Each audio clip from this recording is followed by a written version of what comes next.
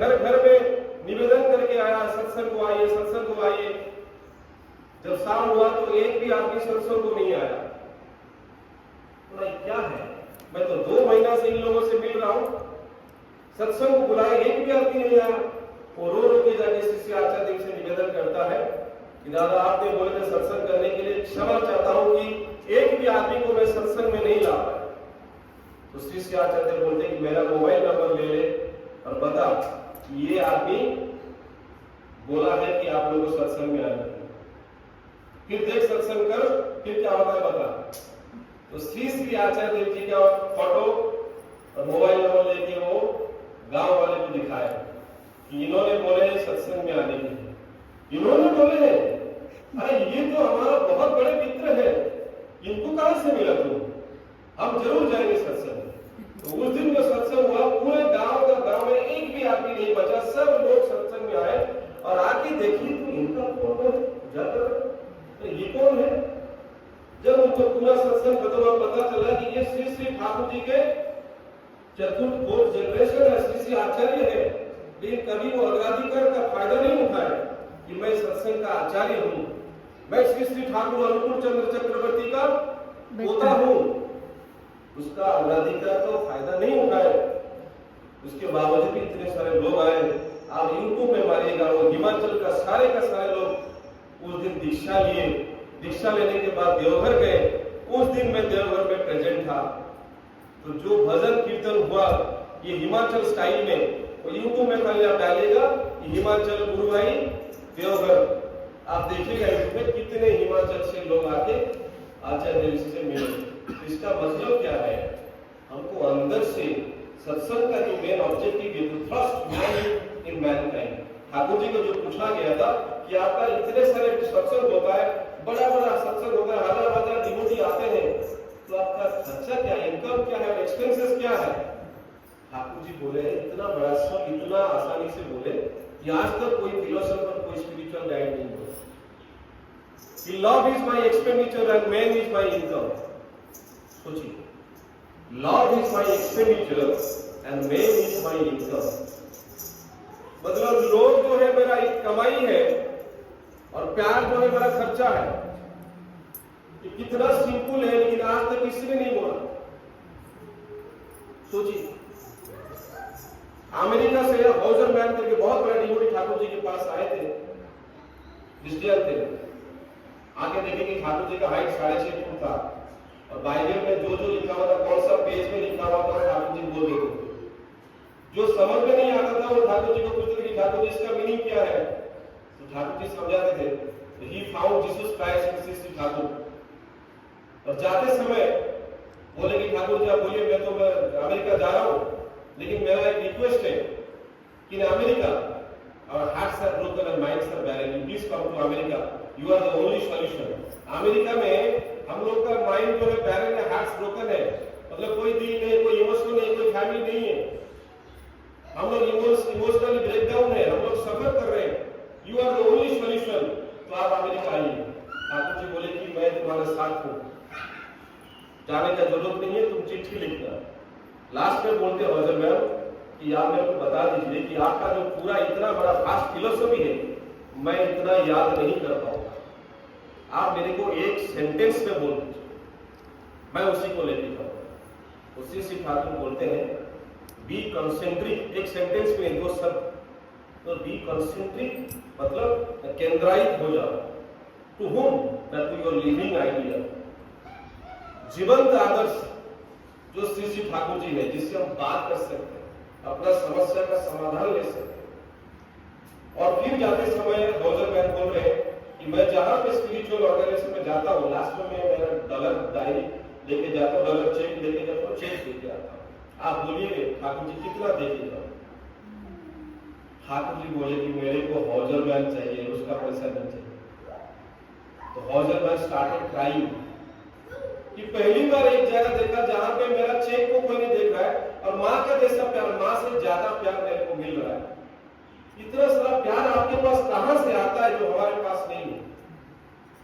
कैसे मैं प्यार करूं, मेरा माँ से दूर हुआ, काफी दिन हो गया मैं मेरा माँ से दूर हूं। तो हौजरमैन को श्री श्री ठाकुर बोलते हैं, you just love me, your love towards me will teach you how to love. You just love me, your love towards me will teach you how to love me. तुम खाली मेरे को प्यार करो, जैसा जैसा बोला ऐसा वैसा करो, और तुमको पता चलेगा लव कैसा होता है। ये था ठाकुर जी का फिलोसफी। ठाकुर जी बोलते थे कि मेरे को पापी को विनाश नहीं करना, पाप को विनाश करना है। इसलिए मध्यम भी आए, चोर भी आए, डकैत, बोलने के लिए टाइम नहीं है, सब लोग आए, लेकिन ट्रांसफॉर्मेशन हो गई प्यार की वजह से। प्यार की वजह। अभी पूर्व में पूज्यपाद अविंद का कुछ कथा बोल के मैं मेरा वाणी को विराम दूंगा। कितना उम्र है उनका? 25 साल अभी है। 25 साल के उम्र में साइंस, टेक्नोलॉजी, एस्ट्रोलॉजी से लेकर एजुकेशनल काउंसलिंग से लेकर पारिवारिक, सामाजिक, आर्थिक समस्या लेकर ऐसा कोई समस्या नहीं है, ऐसा कोई गहरा या इतना बड़ा समस्या नहीं है जिसका समाधान वो सरल रूप से, सहज रूप से चंद सेकंड में नहीं दे सकते। वो है पूज्यपाद अविंद। आज जितना भी यूथ है पूरे भारतवर्ष में, भारत में जितना भी यूथ है, आज के जमाने में पब जाते थे या फिर वो मध्यम थे, आज वो सबको सत्संग के रंग में रंगायित करके भजन कीर्तन में मतलब मातुल करके ठाकुर जी के शरण में आना, ठाकुर जी के करीब ले आना, एक 25 साल के उम्र का एक छोटा लड़का से उम्मीद कर सकते हैं? ये सिर्फ और सिर्फ श्री ठाकुर जी का पंचम पुरुष है। और बोला जाता है पंचम पुरुष में और श्री ठाकुर में कोई प्रभेद नहीं। तो ठाकुर जी को देखना और पंचम पुरुष को देखना बराबर है। उनका आंखों में अगर एक बार आंखें मिलाकर आप देखेंगे तो आपका आंख पलक नहीं पड़ेगा, मतलब आप जो आपका फेस को घुमा नहीं सकती, बार बार देखने को मन करेगा, इतना प्यार है। और उनका एक खासियत है श्री श्री आचार्य श्री श्री ठाकुर पूज्यपाद अविंद का, आपका मुसीबत का टाइम में आपको ज्यादा वो पूछेंगे, आपका अच्छे टाइम में पूछ सकते नहीं पूछ सकते। ये मैं फील किया जब मेरा बिजनेस में चैलेंज था, तब पूज्यपाद अविंद श्री श्री आचार्य देव मेरे को काफी टाइम देते थे। तो ये छोटा सा काम कर, ये कर, ये काम करके मेरा जो चैलेंजेस था उसको मैं ओवरकम कर जाता था। लेकिन जब मेरा अच्छा टाइम आजकल आ रहा है, दूसरा टाइम मैं जा रहा हूँ उतना टाइम, लेकिन जो पूरा टाइम में आपको ज्यादा टाइम नहीं, ऐसा कौन हो सकता? उनके बारे में बोलने का शब्द नहीं होगा। तो पूज्यपाद अविंद को चंद ये जो परिक्रमा हो रहा था उड़ीसा में, सारे मंदिर, सारे गांव जाके उस परिक्रमा में कुछ शब्द वो बोल रहे हैं, उसको मैं आपके पास रखूंगा। ये पूज्यपाद अविंद का बोला हुआ शब्द, अभी तक जो बोल रहा था वो मैं बोल रहा था, अभी मैं जो बोलूंगा वो पूज्यपाद अविंद बोल। वो क्या बोल रहे हैं? वो बोल रहे हैं सूर्य देवता, जो सूर्य देवता है उसको जलना पड़ता है रोशनी देने। ये जो इलेक्ट्रिक बल्ब जल रहा है उसको भी रोज जलना पड़ता है लाइट देने। तो समाज से अंधकार को दूर करने के लिए हम लोगों में से किसी ना किसी को जलना पड़ेगा। अगर हम लोग नहीं जलेंगे तो अंधकार नहीं मिटा पाएंगे। ये पूज्यपाद अविंद का संदेश है। तो सोचिए कितना गहरा है कि सूर्य देवता जलता है तो अंधकार को दूर करते हैं, इलेक्ट्रिक बल्ब जलता है तभी लाइट आता है। तो समाज में जो अंधकार है उसको दूरीकरण करने के लिए हम लोगों में से किसी ना किसी को जलना पड़ेगा। दूसरी बात बोल रहे